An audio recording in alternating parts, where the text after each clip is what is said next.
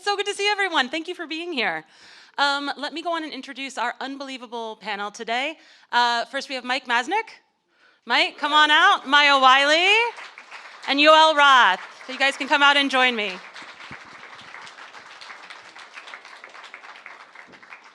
This is not my first trip to the rodeo, so I'm going to set a little timer here because I see some of y'all are standing and I don't want to go too long. And I want to say, first of all, an enormous shout out to All Tech is Human, to this incredible team. This has been just a joy to work with them, and we just give them a round of applause for pulling everyone together and pulling this off. Thank you so much. So, as David might have mentioned, we've launched a task force report. And I'm going to be honest with you all, I'm pretty skeptical of task forces. I've never run one before. I may never run one again. But I'm pretty proud of this one. Because we did it as a sprint, and we did it as a way to look at a broader system. Because I've been doing this for a minute. I ran my first symposium on Linux in '97 and helped draft Goldman Sachs' Y2K due diligence record, if that tells you how long I've been thinking about this stuff. And what I've noticed over the years is that as the space between our online world and our offline world shrinks, the more people are getting involved in digital, the more people are thinking about how is this all going to apply. And as that happens, what we're also seeing is that people are going deeper and deeper into specific silos. And when we start doing that, and when we start looking at like, well, I'm a misinformation person, right? Or I'm a harassment person, or I counter extremism, or I work in countering fraud, or I work in countering spam, or whatever it might be, it starts to get really easy to lose the systems level components that are connecting all of those things. And there are elements here where the problems that we are struggling with are deeply connected to the systems that are powering them, right? And so what we wanted to do is take a breath and pull up and look around and try to help people situate themselves in a broader space. Part of the reason that we did that is because in October and November, over a 50-day span, the following things all happened. We had Elon Musk take over Twitter. We had the third largest cryptocurrency exchange in the world collapse overnight. We had Microsoft, Meta, and Accenture announce an enormous partnership to support immersive enterprise systems. We had the Digital Services Act come into implementation, and ChatGPT was released, and the public had access to generative AI tools for the first time ever. That all happened in 7 weeks. That was just 7 weeks in the fall of 2022. And that was a really galvanizing moment for us to say everything is happening at a speed and a scale that is expanding our institutional capacity. In industry, in government, in civil society, in academia, it is expanding, it's taking over everyone's capacity to actually respond and track what's going on. And so we constituted a task force with these incredible individuals, as well as 36 other individuals from across industry, from across civil society, from across academia, to really look at what the systems level drivers are for online spaces in particular, what we've learned over 15 to 20 years of building those spaces, what we now know to be true, and where there's things that we don't know, and that we're gonna have to really work to explore. And so I'm not gonna go into the task force report. It's there, it's available online, it's available for you all to look at. It's like very pretty if you print it out in color. And it's only 150 pages long, so. But most of the substance of it is contained, the overarching findings are contained in an executive report that you can access. And so I would encourage all of you to check it out because I hope you would each find yourself in there and find a way to access other people and other ideas that will help move you forward and move what you care about forward.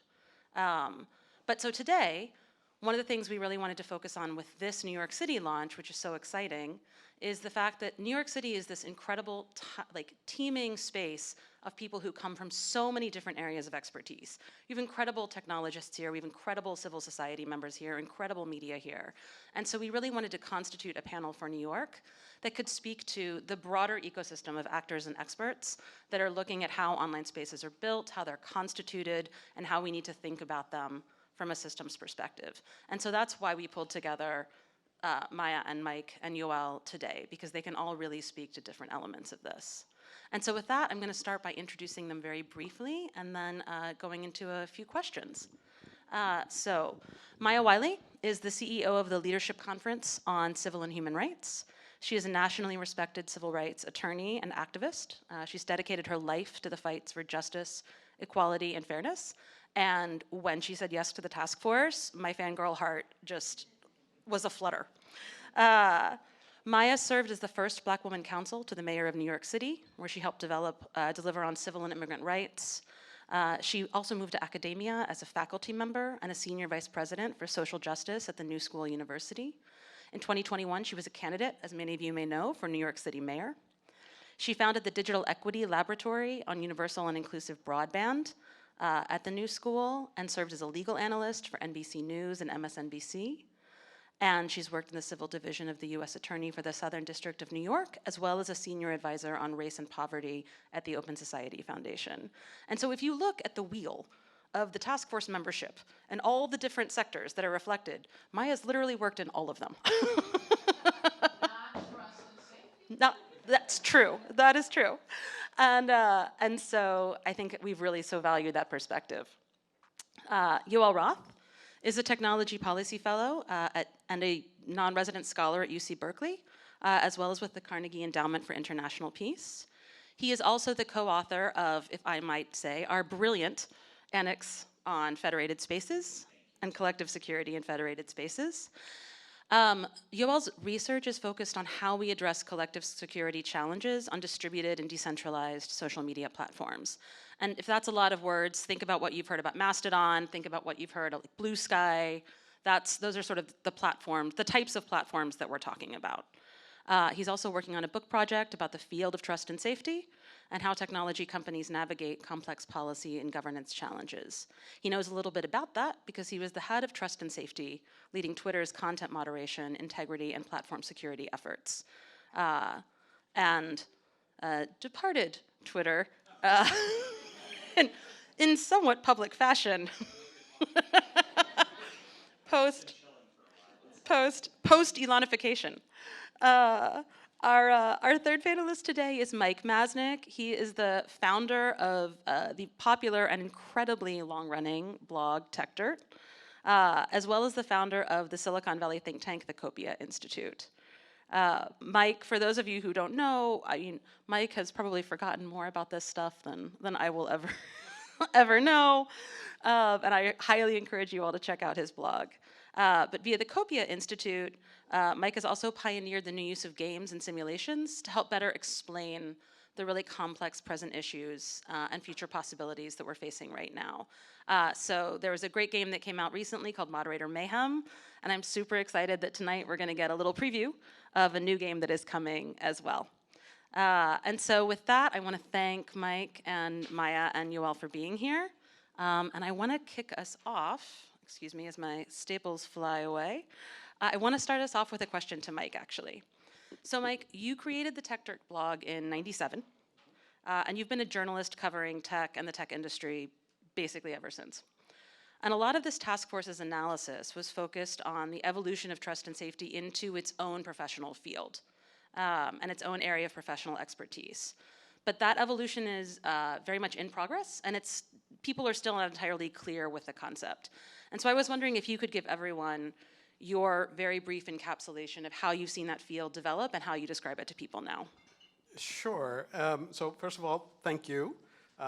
Not just for putting together the panel and moderating, but obviously for doing everything that was putting together this report.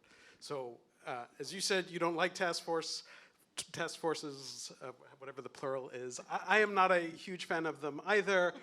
I don't know if you remember our initial conversation about it, in which you seemed to doubt that I would want to be on it, and I was somewhat skeptical of the existence of a task force on this. I've seen lots of task forces that turn out really bad, useless product. And so I was somewhat skeptical, but you convinced me and talked about the other people who are going to be a part of the task force, and knowing you a little bit and knowing how serious you were about it, seeing what you were able to accomplish in a very, very short period of time and put together this this incredible paper that, again, like, I know it's like the theme of the panel here, but read the paper. It's really an incredible product and really, really useful to the space. So thank you for putting that together and masterminding all of it. So that's very kind, and thank you also to Nikta Khani, my associate director, who was indispensable in this process. All right. So, just as a sort of quick overview, right? The trust and safety space itself, didn't exist a few years ago, right? And this is one of the things that's somewhat incredible about seeing all of this come together and become a thing, because for a while there was no organized way of thinking about it, let alone talking about it, and it was only, I can't even remember exactly how far back, but 5 or 6 years ago, where Eric Goldman, professor at Santa Clara University, put together a conference on content moderation. And his whole thing was like, I'm going to bring these companies together and I'm going to get them to actually speak about what they do for content moderation. We didn't even have some people were using trust and safety, but it hadn't sort of coalesced as the theme and the topic on which this was going to be. And it was sort of the first time any one of these companies had spoken publicly aloud about how they considered these questions and how do we moderate our products and how do we keep our products safe for users. And one of the incredible things was even the way that the companies thought about it was so incredibly different. There were companies that said, oh, this function is a part of legal.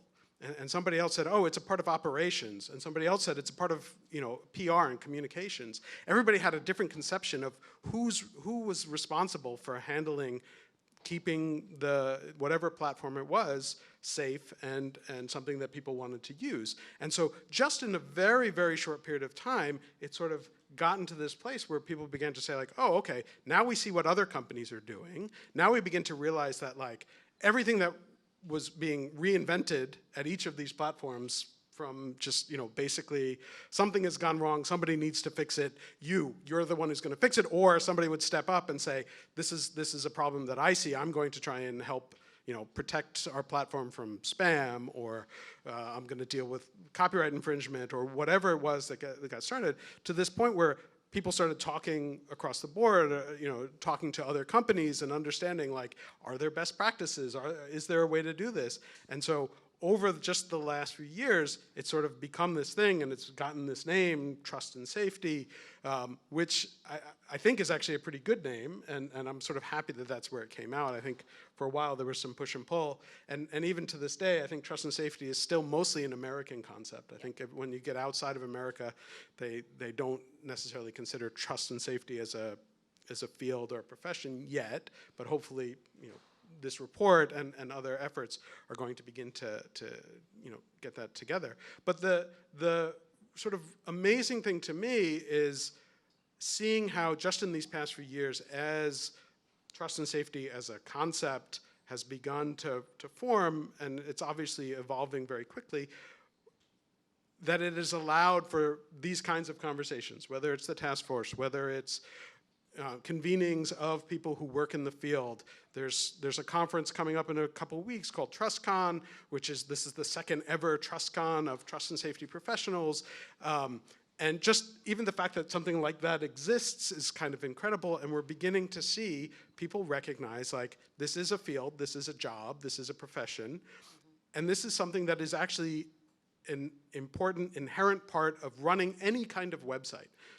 No matter what you're doing, there are some elements of running a website that are going to involve having to have your users trust you and feel safe.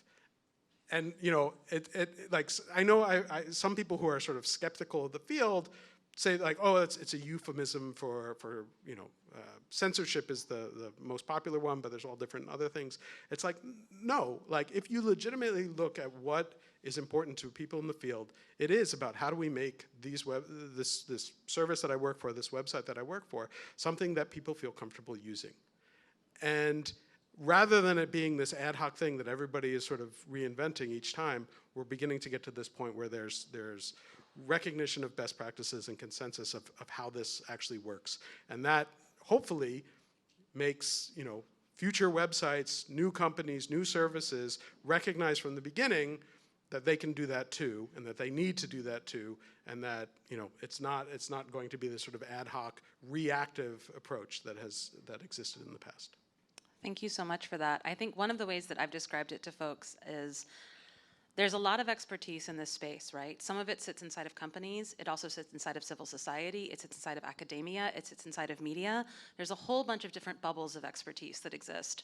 And for a long time, the trust and safety expertise was its own bubble inside of a company bubble. And so if you tried to engage with the people who really understood the nuts and bolts of trust and safety, you tended to hit a company wall, right? Like you hit the company bubble, you couldn't get to a trust and safety bubble. And now that the trust and safety field is starting to emerge as its own area, you're starting to get collectives of trust and safety professionals that operate outside of the bounds of any particular company. And so suddenly you have this bubble of trust and safety practitioners who live out in the world of civil society bubbles and academia bubbles and media bubbles that you can tap. And that means that you get access to much more granular knowledge, right? And like a much more realistic understanding of the art of the possible and what is not possible and what the drivers are. And that didn't exist. I mean, even 2 to 3 years ago, like we are really in a new era in terms of knowledge exchange. And I think that's something we were trying to focus on with this task force report. Maya, you not only run one of the most important civil rights organizations in the country, you've also been a woman running for political office in New York City.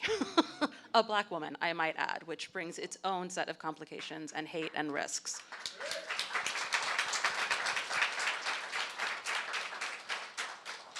And so you have extraordinary expertise, not only in what it is to try to engage from the side of advocacy and from the side of civil society, but also what it is to be on the receiving end of hate and harassment and toxicity that you cannot control and where you cannot get answers, right? And you cannot get an effective response. One of the things that we focus on in this task force report is that we have to assume that that what happens offline will happen online, period. That's no longer debatable. It is how things are. And online spaces that are not built to accommodate that, the choices that you make in building technologies, when you do not consider the inequities in the society in which that technology is being deployed, you are choosing to scale malignancy. You are choosing to scale marginalization. That is a choice. These choices are not value neutral. And so for someone who has been on the receiving end of products and platforms that were not necessarily designed with those choices in mind, at least at the outset, do you think the technology industry has been doing enough? Do you think it's getting better? And what is the expertise that you feel civil society in particular and people who have been harmed bring to this equation that maybe hasn't been adequately understood? Woo. Well, first of all... Simple question. Yes, simple questions. 5-minute answer. First, I just want to say that I think I resemble the remark of failed task forces. I've been on a lot. I've formed a lot. It really was an important task force and an important report because it also created a space for us to break down some of the silos, pop some of those bubbles. Because to your point, although trust and safety is emergent now in a way that has relationship outside of industry, which is extremely important. We're still in separate bubbles in conversation, except on this task force. So it was an incredible learning experience and privilege for me to participate. So I want to say that. So no, the industry's not doing enough. We just sent, let me just say a little bit about the Leadership Conference on Civil and Human Rights, because we've actually been doing media and tech work for over a decade. It's not new work to us. In fact, civil rights work was happening around, back when we were, in the 90s with the very beginnings of what became, the formation of what would later become broadband. Civil rights community was already talking about how infrastructure was going to jump over, and the telecommunications folks were going to jump over communities of color in upgrading cable lines that were essentially going to lead to what were going to become that broadband infrastructure when we got to the information superhighway. So this is not new for the civil rights community, but it's not well understood outside of the civil rights community. But what I would say is the Leadership Conference, we are the oldest and largest civil rights coalition in the country. We're 73 years old. We literally have 250 national organizations as member groups of the Civil Rights Conference. You will have heard of most of them. There are a lot also who are smaller and more regional, but it's literally every race. It's every religion, practically, major religion, I should say. There are some we don't have. It is labor, so we're multi-sectoral. So we really cover the gamut on what the country looks like. Disability rights community. But when we started, on the media and tech side, it was actually necessary to get engaged even more deeply because industry was moving so quickly. Technology was developing so quickly, we were becoming, as community, more and more vulnerable. Hate and bias was a really good example. Where it just gave new ways, mechanisms, and vehicles for communities and people to be targeted and for hate to become more rampantly spread. And the disinformation, mis and disinformation becomes a tool of that. Now, you all know this, so I'm not telling you anything you don't know, whether it's Buffalo, whether it's Club Q, whether it's, Tree of Life Synagogue. All of these are individuals whose viewpoints of hate were stoked, informed, and incentivized online.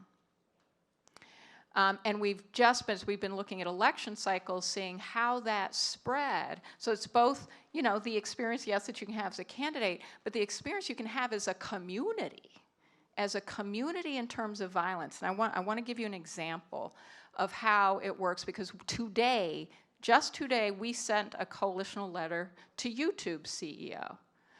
And because YouTube has taken a position that election denial from 2020 is no longer content that they're going to examine for whether it's removal or at least labeling or doing things that interrupt what is quite frankly just lies that have no basis in fact.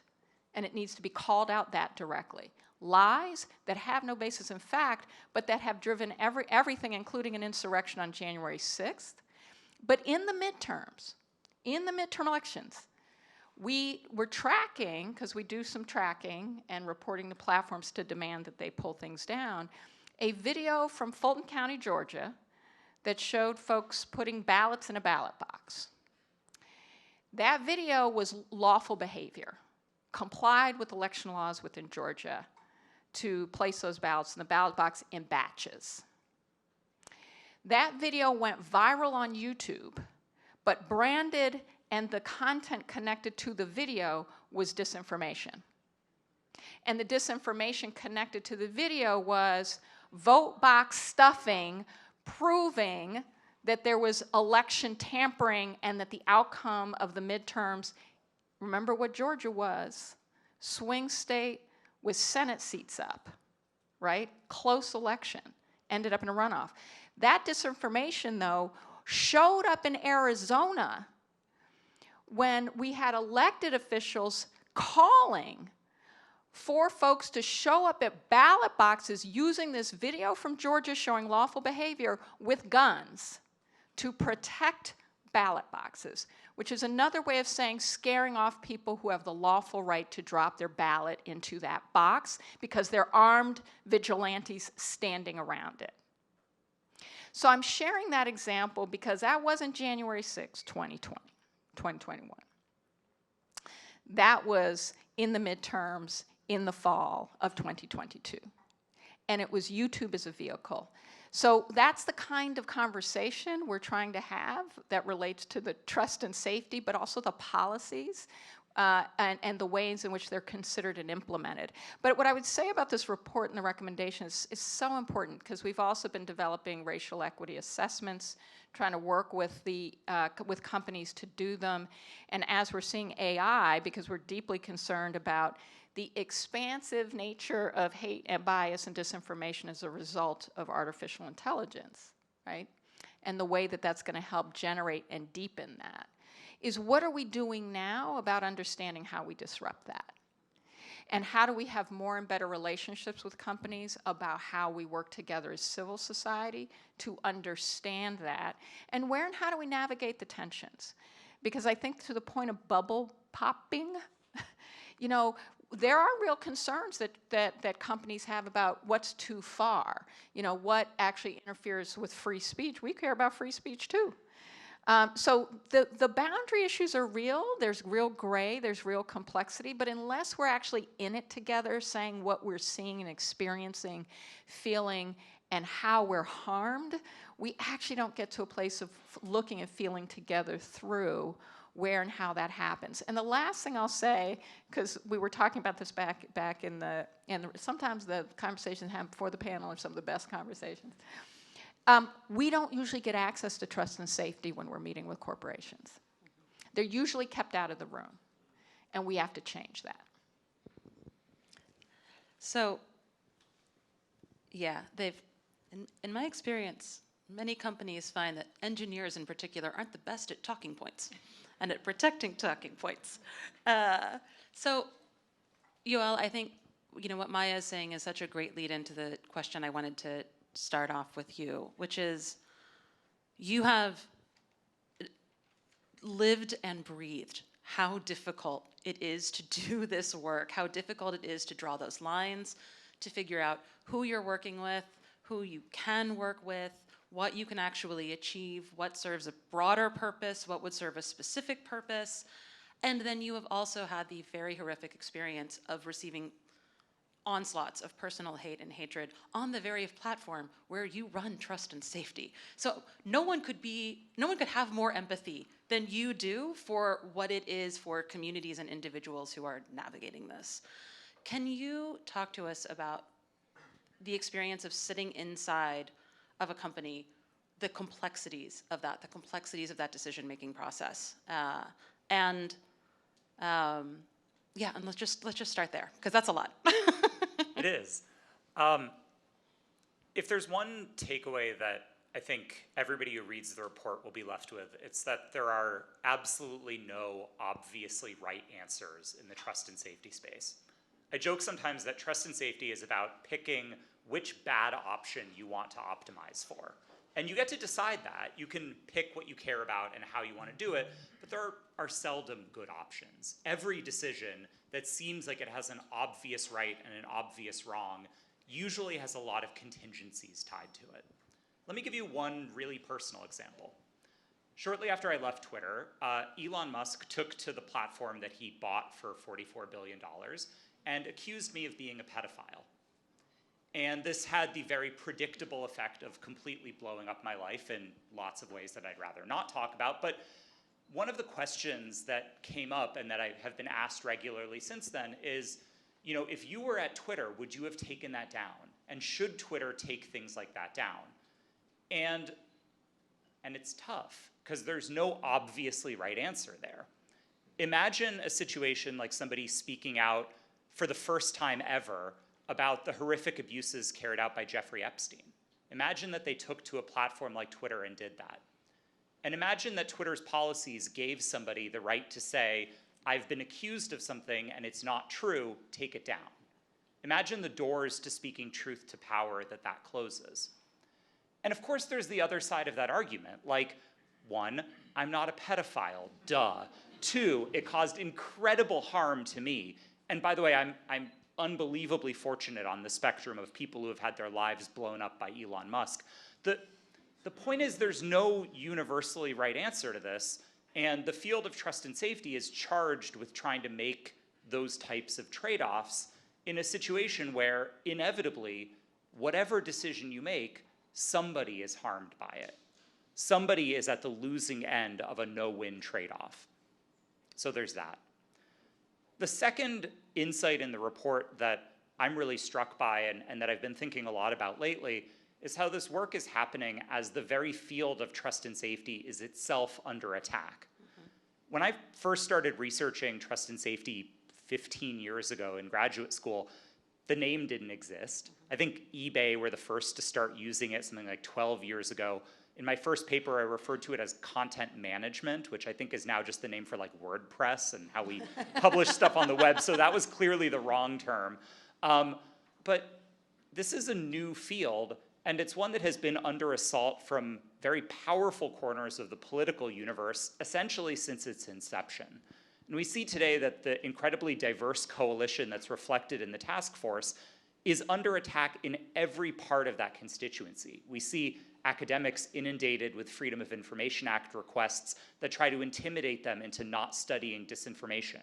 We see the employees of platforms like me attacked for doing this kind of work. We see congressional hearings held. And with every subpoena, with every Project Veritas video, with every attack, it's harder for companies to choose to invest in this work. Casey Newton recently asked whether trust and safety is a low interest rate phenomenon. It's something that companies do when the money is cheap, and when times get a little bit tougher, you see them pull back from it. And that's scary. It's terrifying to me that we could see companies back away from the incredibly hard-won progress that we've made over the last few years. For all that companies didn't get it right every time, and there's a million things that were just abject failures, there were the things that got better. And we're seeing companies, whether it's the decision at YouTube about pulling back on 2020 election claims or countless others, we're seeing companies back away from the commitments that they've made in years past. Some of that is financially motivated, but also some of it is the pressure that's placed on the field to not pick a fight, to not take a stand, to not risk offending somebody who happens to control the House of Representatives. That's the background against which we're doing this work. This work doesn't need to be political. In fact, it's largely apolitical.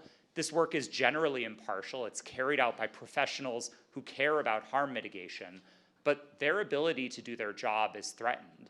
And I think the task force report does a great job of mapping the field and also mapping out the risks and threats to doing that kind of work, which unfortunately all of us in this room and who work in this space need to be mindful of.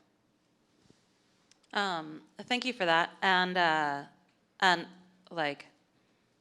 we just take a beat? And I just want to, we've got a lot of people up on this stage, and I know there's probably a lot of people in the room as well, who have kind of been through hell and back trying to do this work, as well as a lot of trust and safety practitioners who are out there who may at some point see this video. So can we take a beat and just have a round of applause for the people who do this work and put themselves in that line of fire?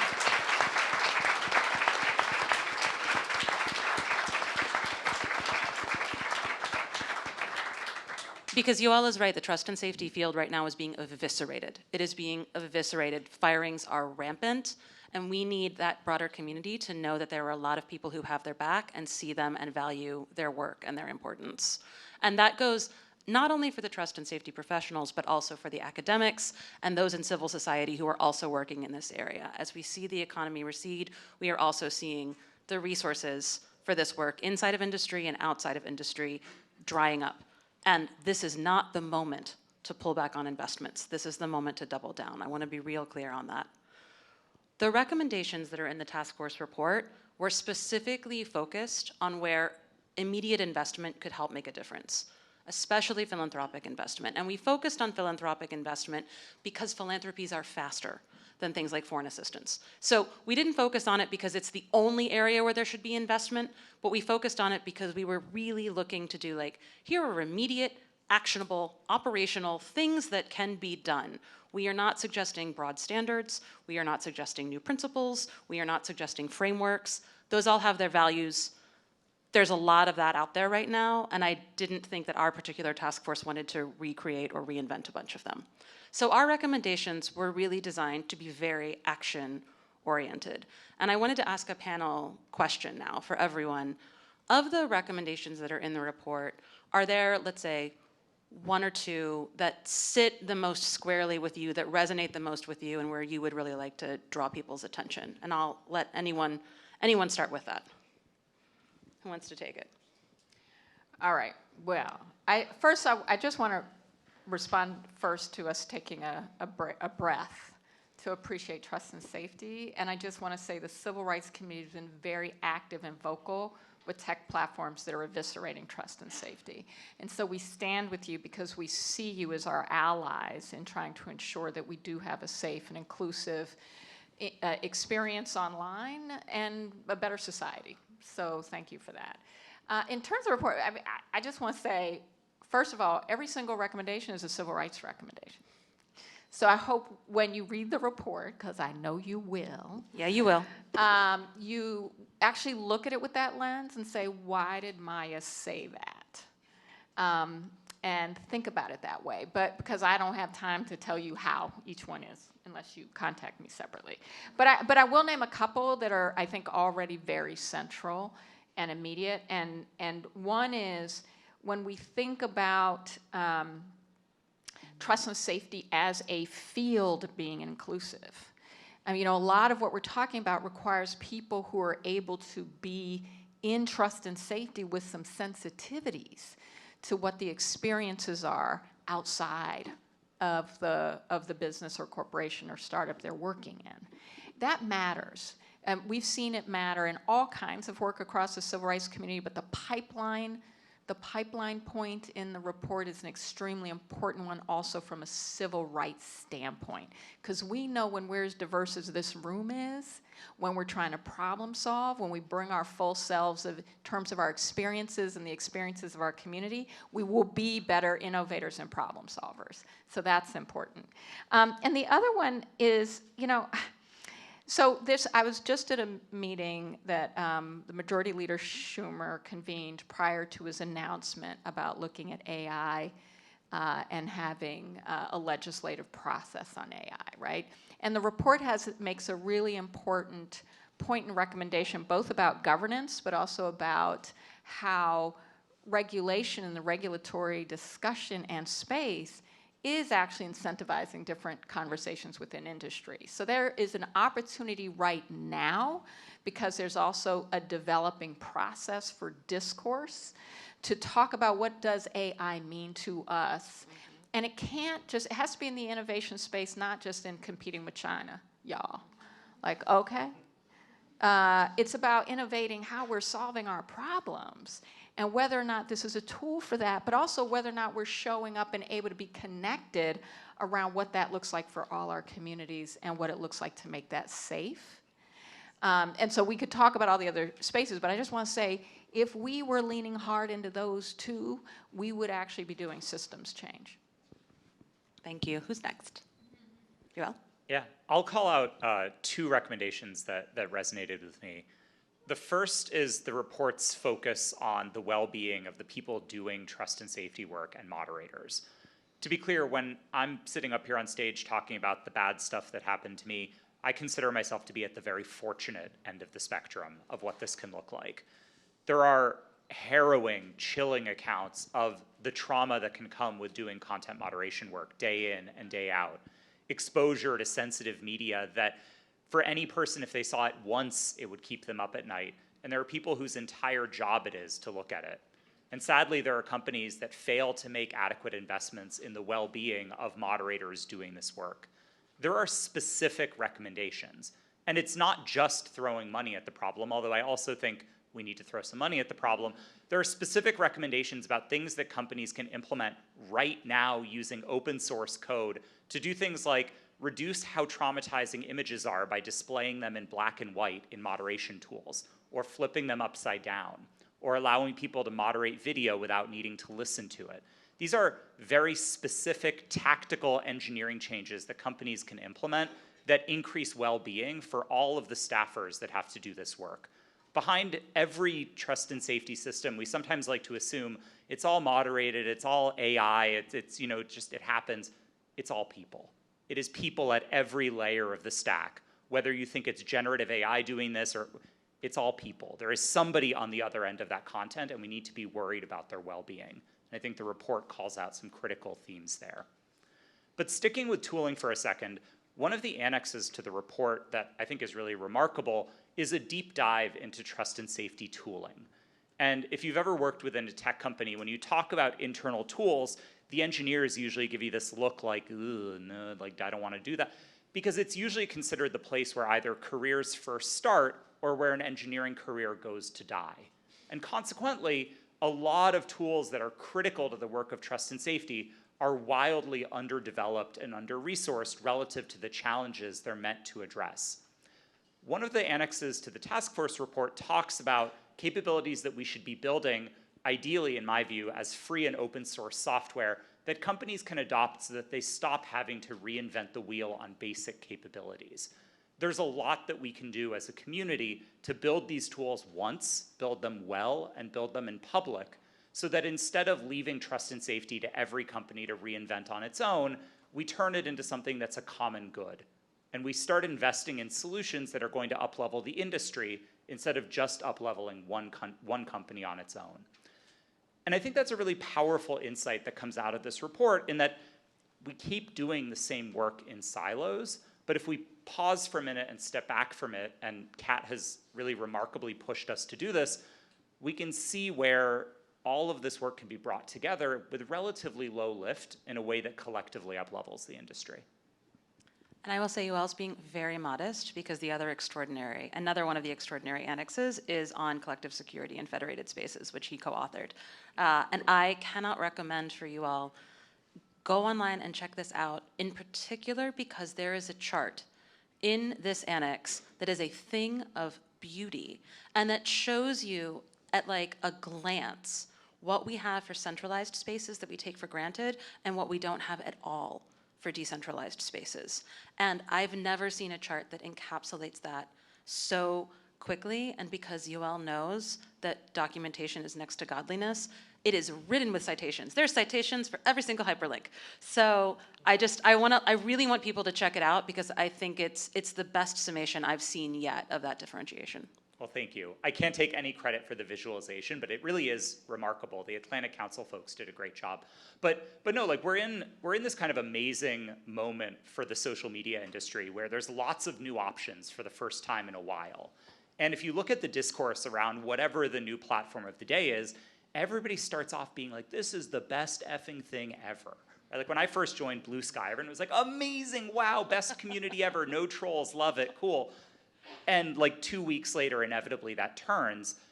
And the question we need to be asking is, one, how do we avoid that? And two, how do we take the lessons from 15 years of painstaking trust and safety progress and bring them to these new platforms, ideally so that we can head off some of those really toxic dynamics? We're at an amazing moment for technology right now. I'm optimistic about it in a way that I haven't been in a long time. But we've seen how it can go dark.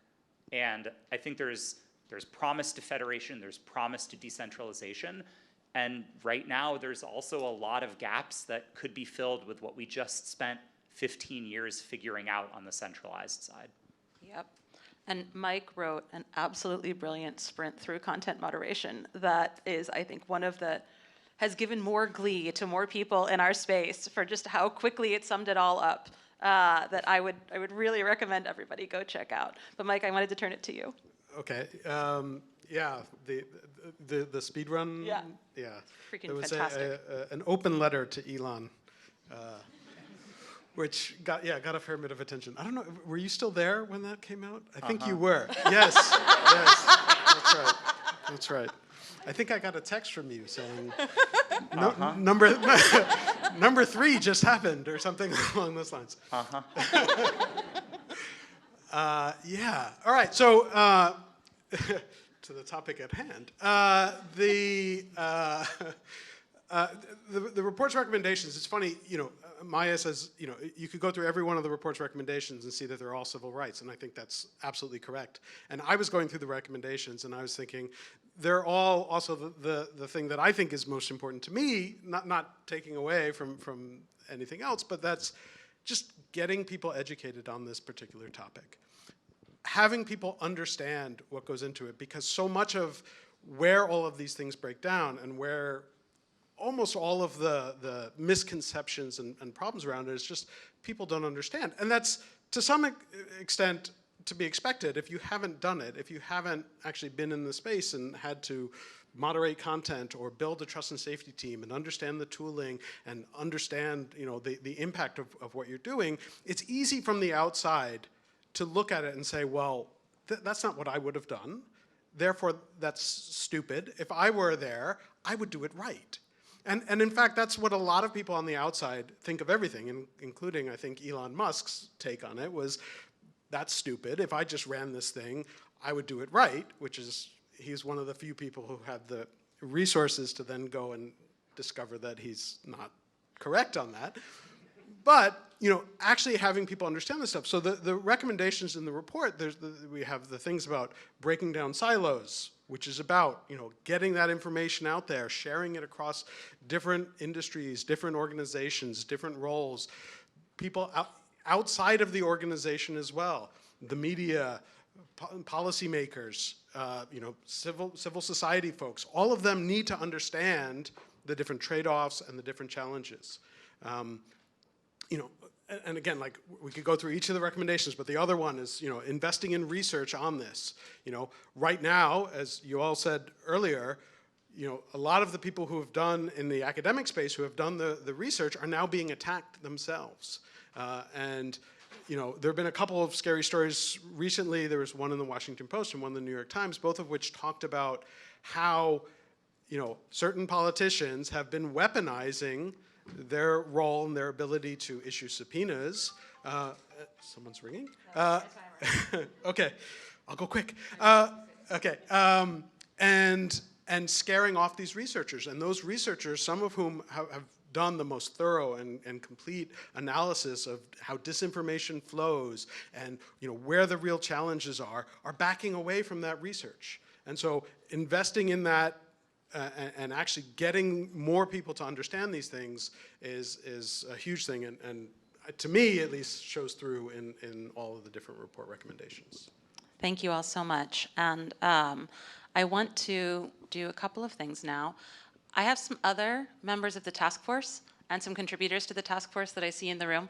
So if you are a contributor to the task force or a member of the task force, would you stand and just kind of like wave your arms so people can see you, so that when we're all mixing and mingling? We have Emma Day, who is one of the principal authors of our Children's Rights Annex. David, stand up, man. All Tech is Human was an amazing contributor to this report as well, and I'm very thankful to David and his team. Anyone else floating around that I can't see? You can just holler. Oh, who's in the back? Who's in the back? Who is it? Hey, Georgia! Yeah, y'all should talk to Georgia. Amazing, incredible. So many of our recommendations as well. What? Sarah. I'm here, but you can't see me. Where are you at, honey? Hey, Sarah! Oh, fantastic! Hello! There's Sarah. Wave as well. Fantastic. Thank you all so much. So great. I just wanted to make sure you all saw our people and can connect with them. And then what we're going to do, I'm going to ask the panel one more question, and then we're going to turn it over to Mike to do a preview of something really exciting for breaking down knowledge silos. And then Mike will turn it over to David, and David will turn you all over to food and wine. And so with that, I wanted to end, first of all, by thanking all of you for being here on a sort of rainy, humid Monday night. I'm overjoyed to share this report with you, and I'm so grateful for you giving of your time tonight to be here with us, and to thank my amazing panelists, and again, the All Tech is Human team, and my colleagues at the Atlantic Council and at DFR Labs specifically, who are instrumental to pulling this off, because we announced the task force membership in mid-February, and we published a final report by June 21st. So by task force standards, this was speedy.